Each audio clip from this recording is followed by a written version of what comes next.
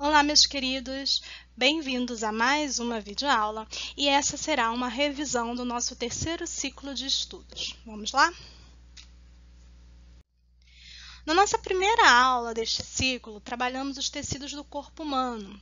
Falamos sobre o que é o tecido epitelial, que é aquele que reveste o nosso corpo, o tecido conjuntivo, que vai ter a função de sustentar o nosso corpo, então é aquele tecido que vai trabalhar, por exemplo, nas nossas gordurinhas, vai formar também o sistema circulatório, além de também formar as cartilagens do nosso corpo. Então, ele exerce diversas funções, desde a sustentação até o preenchimento e o transporte de substâncias. Falamos também sobre o tecido muscular, vimos em detalhes sobre ele, falaremos mais um pouco à frente. E o tecido nervoso, que vai ser aquele que vai receber as informações, seja do meio externo ou interno, processá-las e enviar uma resposta a elas. Seguimos, então, falando sobre o nosso sistema digestório. Vimos cada uma das partes que formam esse sistema, que começa na nossa boca, com a ação mecânica da mastigação, junto com a ação química das enzimas ali presentes, como a pitialina ou a amilase salivar, que vai justamente trabalhar ali nos açúcares iniciais que tem nos alimentos. Daí em diante, a partir desse processo, ele vai seguir pelo nosso esôfago, chegando ao nosso estômago, passando para o intestino delgado, chegando ao intestino grosso, até ser eliminado pela porção final do intestino grosso, através do controle do esfíncter, que a gente chama de ânus. Em seguida, tratamos sobre o sistema respiratório. Falamos, então, que o ar ele penetra preferencialmente pelo nariz, porque nessa região a gente vai ter uma filtração desse ar pelos pelinhos ali presentes no nosso nariz, assim como o muco que está ali, que vai conter as partículas do ar.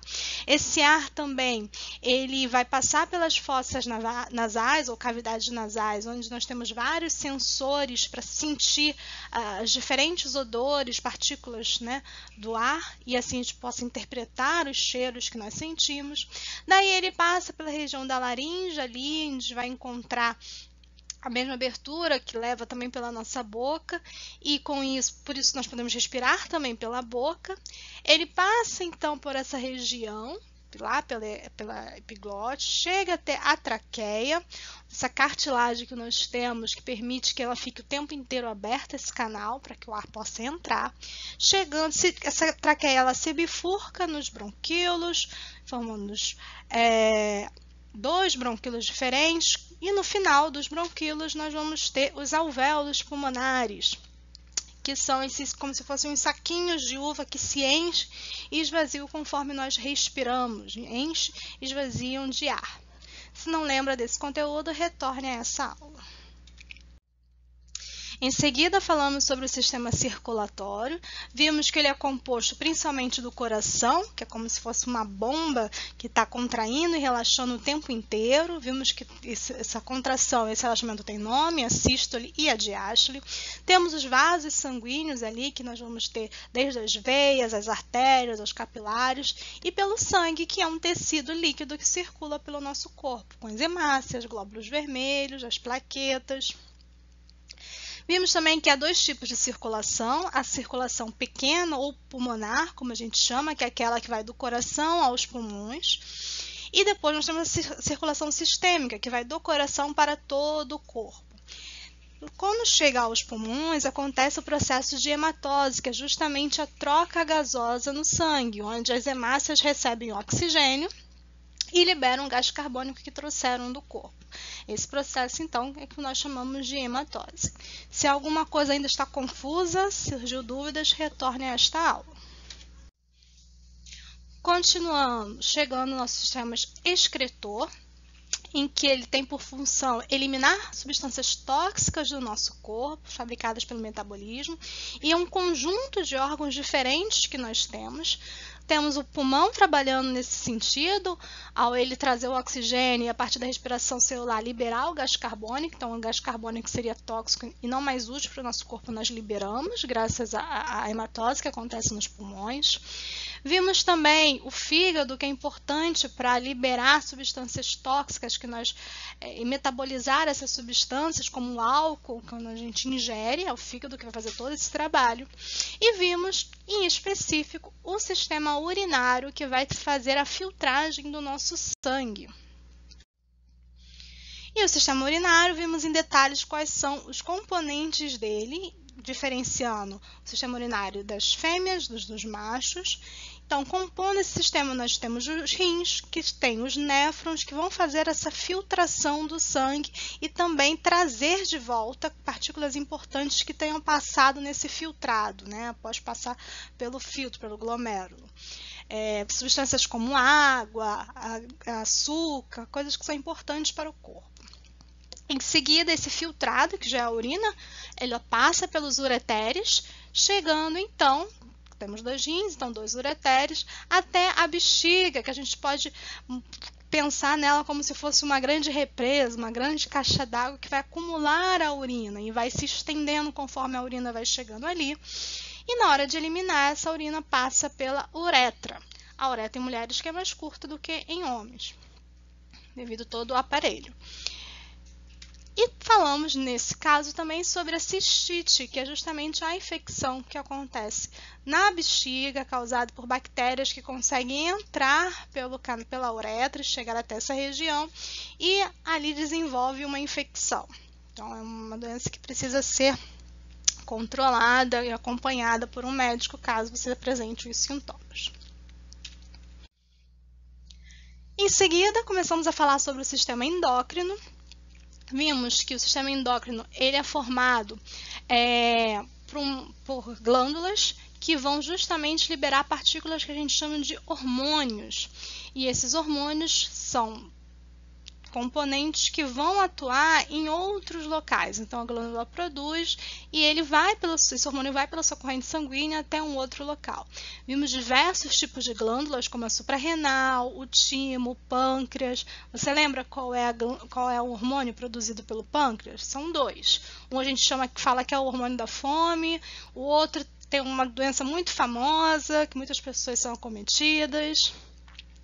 Falamos sobre o hipotálamo, a hipófise, a paratireoide, que vai formar o bócio, aquela outra doença, né, na tireoide, na verdade, não na paratireoide. Falamos sobre os ovários e sobre os testículos também, que são partes do nosso sistema endócrino.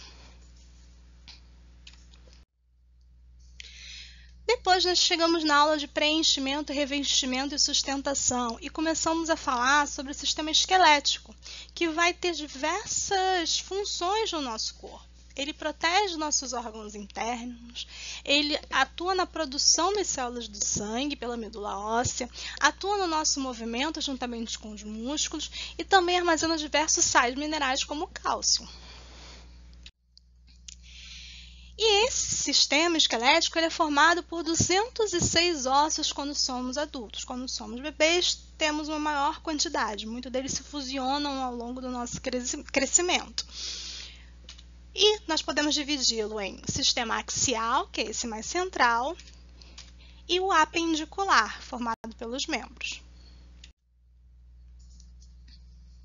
E como a gente se movimenta? A gente se movimenta graças a uma combinação do nosso sistema esquelético, que acabamos de ver, juntamente com os músculos, que vão poder se contrair e distender, possibilitando assim o nosso corpo se mexer, fazer os movimentos.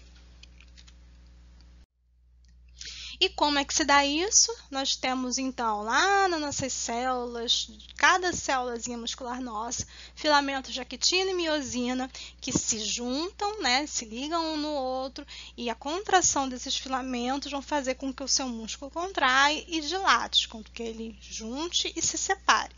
E graças ao fato dele estar preso nos nossos ossos, isso é possível que a gente consiga fazer um movimento como este que estamos vendo, simplesmente contrair o braço. E E de revestimento falamos sobre a pele, que é formada por uma diversidade de células diferenciadas, de tecidos simples cúbico, simples escamoso, e vai depender de que região nós estamos falando. Lembrando que essas células elas estão ligadas umas às outras por estruturas que a gente chama de desmossomos, hemidesmossomos. Tem várias estruturas que estão fazendo com que uma célula fique bem firminha, presa à outra, formando assim o revestimento do nosso corpo, interno e externo. Depois chegamos à aula do sistema nervoso, que vimos que juntamente com o sistema endócrino é o que vai trabalhar fazendo as funções do nosso corpo. Ele comanda, ele incentiva ou inibe funções no nosso corpo. Isso vai acontecer porque o neurônio, que é essa célula que nós estamos vendo aqui, ele se comunica com outro neurônio através de estruturas que a gente chama de sinapses.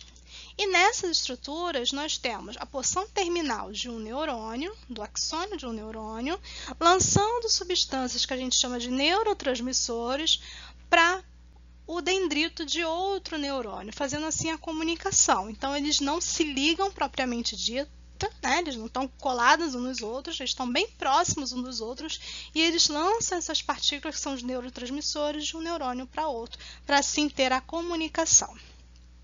E essas estruturas aqui nós chamamos de sinapse.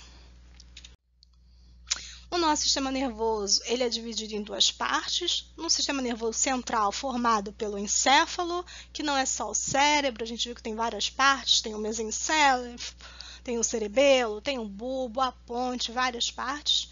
E também pela medula espinhal. Então, isso vai formar o sistema nervoso central.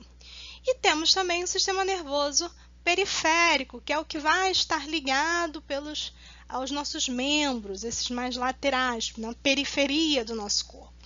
O sistema nervoso periférico ele vai se dividir em sistema nervoso somático, que vai executar as funções que a gente diz voluntárias, ou seja, que nós precisamos pensar, mandar o nosso corpo fazer, e o autônomo, que são funções involuntárias. Por exemplo, você não precisa mandar o seu coração bater, certo? Se você tem alguma dúvida com relação a essa aula, volte ao conteúdo quando for necessário. Aproveitando estarmos falando do sistema nervoso, começamos a falar sobre o sistema sensorial. E o que você está vendo aí na visão sendo representada pelos olhos, audição pelo ouvido, olfato pelo nariz, paladar pela boca, língua especificamente, e o tato pela pele, a gente tem que ter em mente que esses são os órgãos de captação do sistema sensorial, mas que ele trabalha junto com o sistema nervoso. Não adianta você ter esses órgãos e o seu sistema nervoso não estar ligado a eles, porque eles apenas recebem o estímulo, levam esse estímulo até o seu cérebro, né, onde vai ser processado.